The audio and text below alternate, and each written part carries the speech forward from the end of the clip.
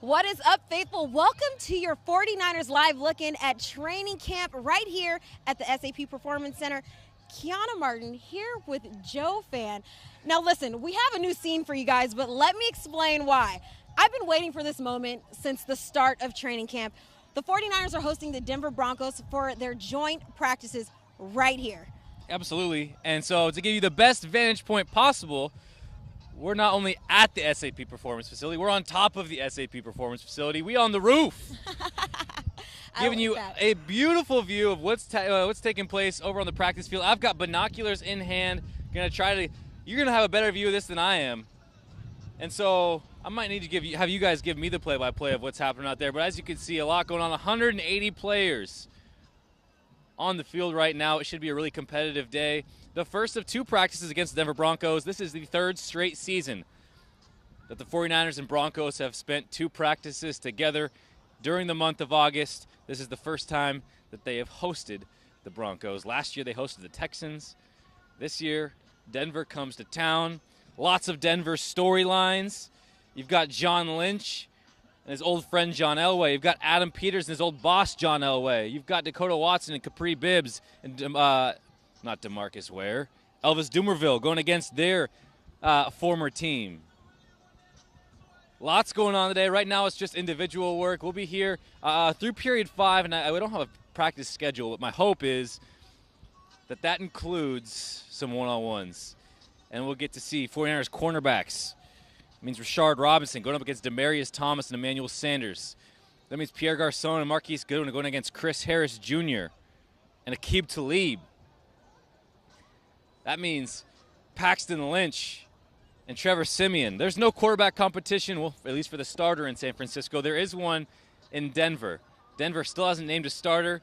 Trevor Siemian started against the Chicago Bears in week 1 of the preseason. Paxton Lynch will start against the 49ers on Saturday. If that's how they divide the first team reps today, we'll see if that's the case.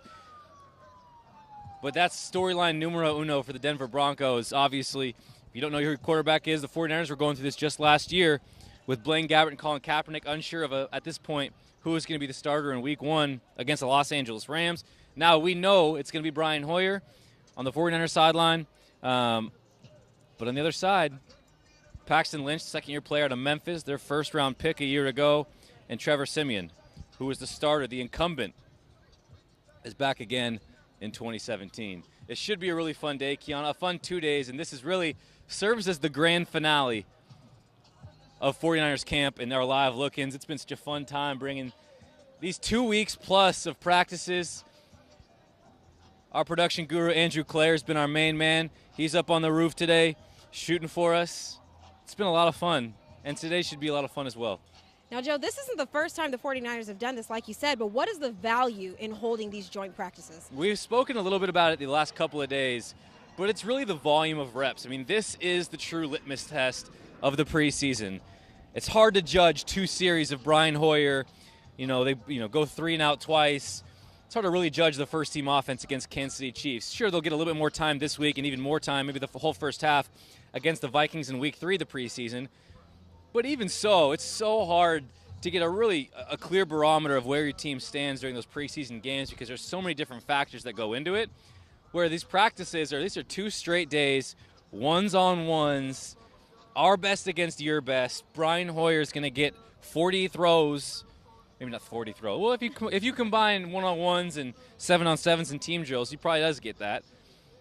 Against Denver's best, and this is one of the better secondaries in the league. And so I think this, you're going to walk away, and Brian Hoyer said it on KNBR this morning, we're going to get a really good idea of what we are and how good we are.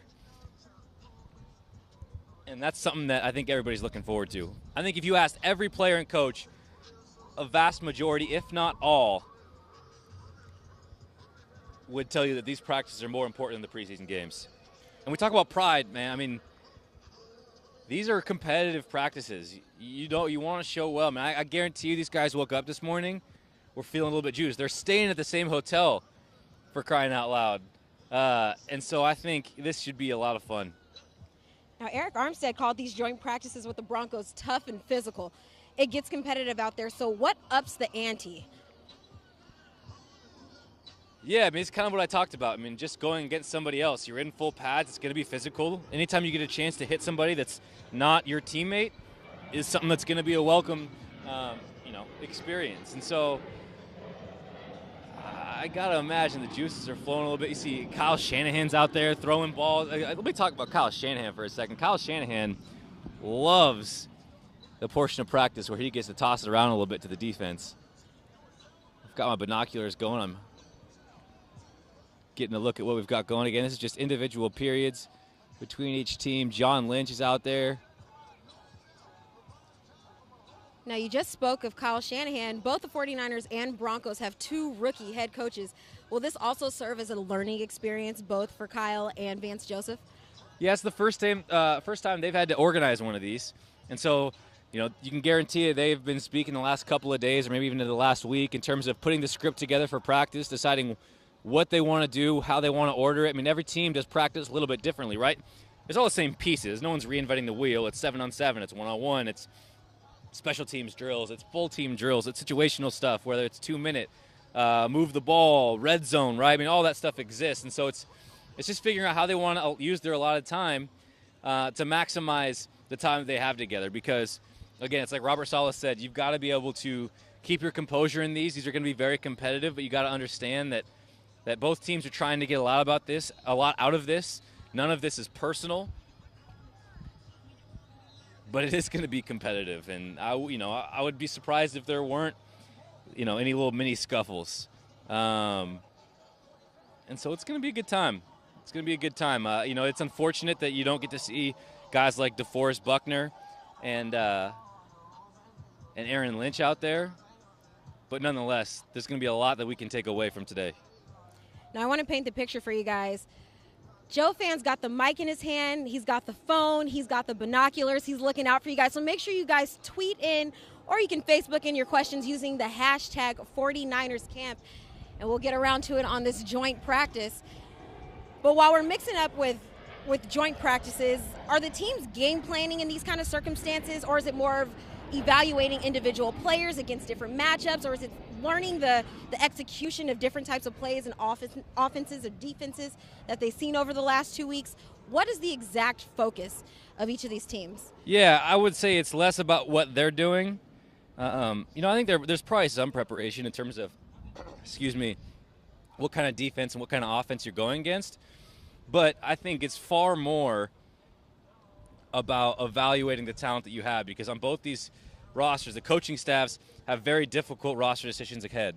And so this is a great opportunity for guys in competitions to really stake their claim for, one, a spot on the roster, and two, a spot in the first or second team to where you're getting playing time on Sundays. And so this is a huge, huge opportunity for everybody. That's why these practices can get so chippy, because there's a sense of everything rides on each rep. You don't want to get beat one-on-one. So much pride goes into these matchups. And again, it's going to be incredibly physical. These guys are in full pads today. It'll be shorts and shoulder pads tomorrow. And so I think as much as these coaching staffs want to walk away feeling like they won, putting air quotes around that, the practice, I think they're wanting to leave these 2 days having a good idea of what they have on their roster. You were saying that these joint practices can kind of help sort out some of these position battles for both clubs. How about the 49ers cornerbacks? For example, let's say Rashard Robinson. We got a chance to talk about him yesterday in his meeting against the Chiefs, and now he'll get a look at some different receiving threats in Demaryius Thomas and Emmanuel Sanders. Now, do practices like today and tomorrow kind of help sort out that talent and depth of the 49ers' young cornerbacks? From everything we've seen, the top 2 cornerbacks appear fairly set, with Dante Johnson and Dante Johnson and Rashard Robinson. Obviously, Keith Reeser is still in the mix. This is an opportunity for him to show well. Opportunity for Will Redmond, and he looks like he's the number 2 nickel guy behind K1 Williams. Opportunity for him today. But yeah, sure, Rashard Robinson, it's a great chance for him. You go up against Tyreek Hill in week 1, the fastest receiver in the NFL. You have another downfield threat today in Emmanuel Sanders. And then you go up against a 6'3", 229-pound receiver in Demaryius Thomas. So the spectrum of talented receivers on Denver's roster in terms of various skill sets and size, it should be a really good test for Rashard Robinson and the rest of the secondary for the 49ers. Have we teased questions yet? Have we got any hashtag 49ers coming in? I'm waiting for them to come in. I see you guys on Facebook writing in.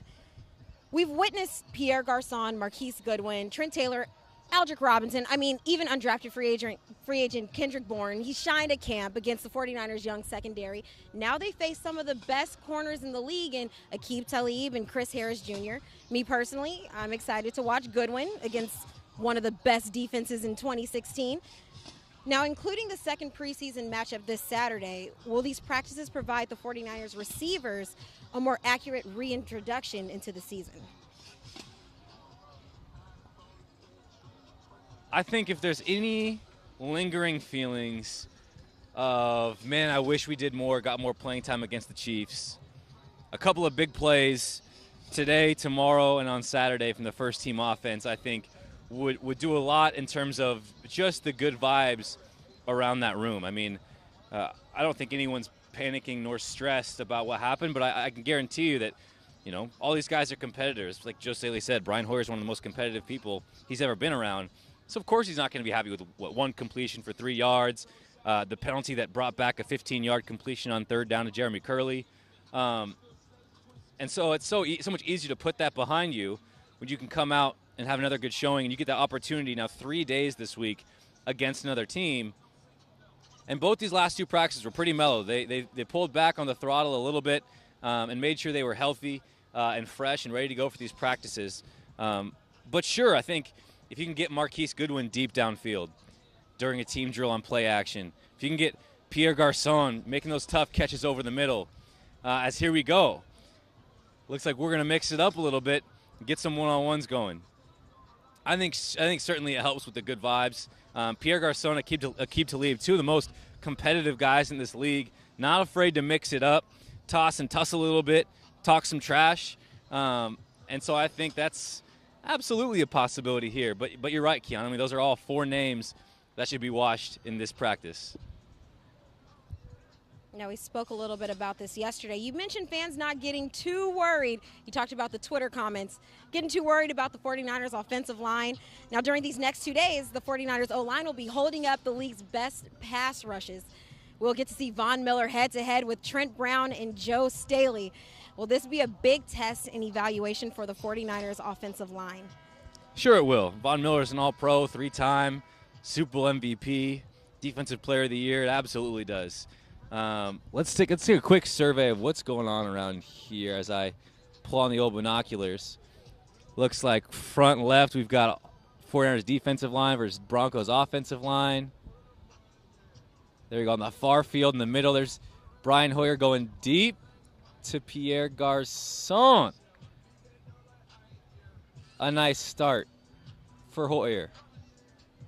Looking on that far field, now it's Hoyer. Quick sideline pass to Goodwin.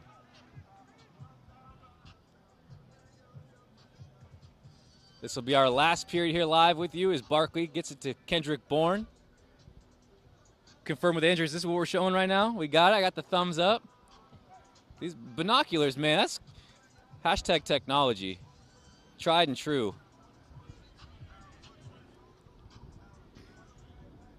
Now, one question I did get in on Facebook, someone's wondering, is DeForest Buckner practicing today? DeForest Buckner is out all week in all likelihood with that ankle injury. He's rehabbing actually on the nearest field, in that turf field closest to us. There's just a completion from Beathard to Smelter. Now Barkley taking a shot downfield just over the outstretched arm of Aldrick Robinson.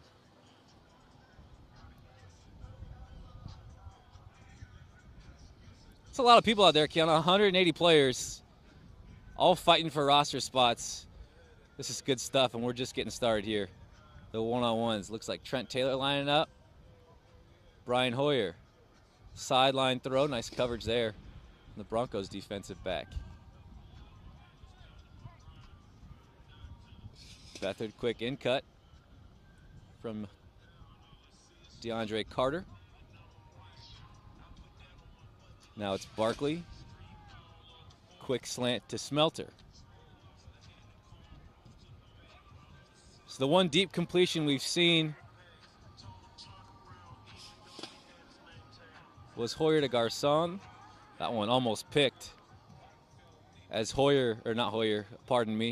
Barkley was looking for Victor Bolden Jr.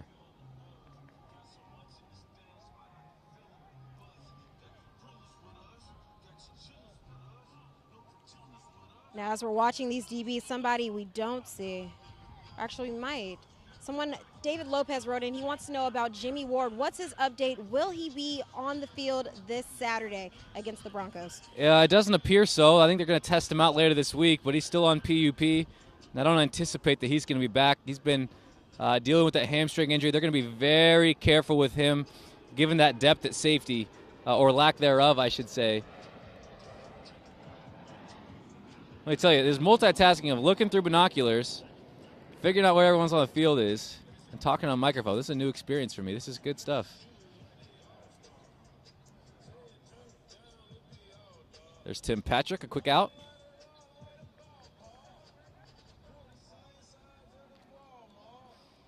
Oh man, Andrew, let's come front right. Let's see what the 49ers defensive backs are doing here. I got to give me a pair of those binoculars.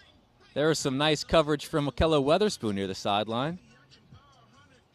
Again, lots going on here, so we really want to try to give you the best pictures. We hop around this practice field here. Keith Reeser in coverage there.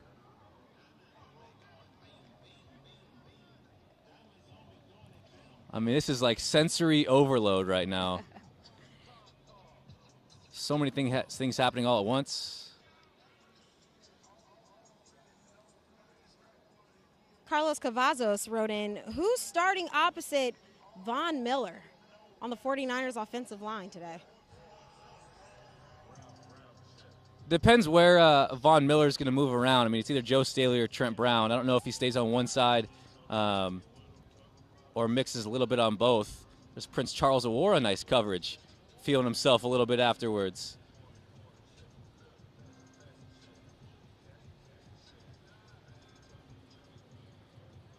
Next up, where we got near side. Asa Jackson. Make a play. Nice coverage. And a PBU.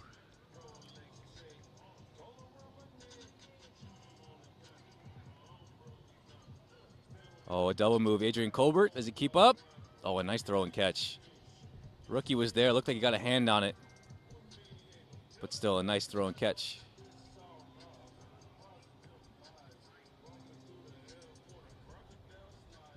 It's Will Davis in coverage. Now, I'm getting a lot of questions about the tight end battle. Have you seen anything change over the last few days? Well, if we want tight end battle, let's go to top right. Let's go top right to our tight end battle, huh? And we've got Nick Mullins throwing passes. There's Logan Paulson, just out of his reach. I don't think there's necessarily any updates, and I think the problem with that is that George Kittle's been so limited with that hamstring injury. It's been difficult for him to get going. There's Tyler McCloskey with the catch. He caught a touchdown. Got to switch hands. My binoculars hands getting tired. All right, back in action. I got to tell you, I don't know if I've ever expected to do a live show from a roof. But this is quite an experience. There's Cole Hicatini with the catch. So I think you're not going to really see this competition heat up until somebody really stands out today or in a game situation. There's Kyle Juszczyk, nice contested catch. I mean, his hands are so good. And he's such a one-on-one nightmare matchup. Kyle Juszczyk, I really hope we get to see some of him in the preseason and how they're going to use him. Here's Garrett Selleck towards the right sideline. Nice completion there. Nick Mullins throwing darts. Out of the backfield now, it's Carlos Hyde. Nice completion percentage for Nick Mullins here. There's the Belldozer. Best nickname in sports. With a catch in the right sideline. What's the clock look like? 1:19, Kiana. Oh, man. Just like that, we're almost done. There's Tim Hightower with the catch. You know, I got to take a moment to acknowledge the city and the residents of Santa Clara for coming out today. Thanks for hanging out with us. Yeah, Santa Clara residents all invited today, and a good showing so far. All the bleachers are full. We've added bleachers here at the near field too, so it should be a great environment for practice, great buzz. Help bring in some extra juice here to practice. There's Capri Bibbs against his old mates. Remember, the 49ers traded with the Denver Broncos for Bibbs during the draft. Ooh, that's a nice pick right there.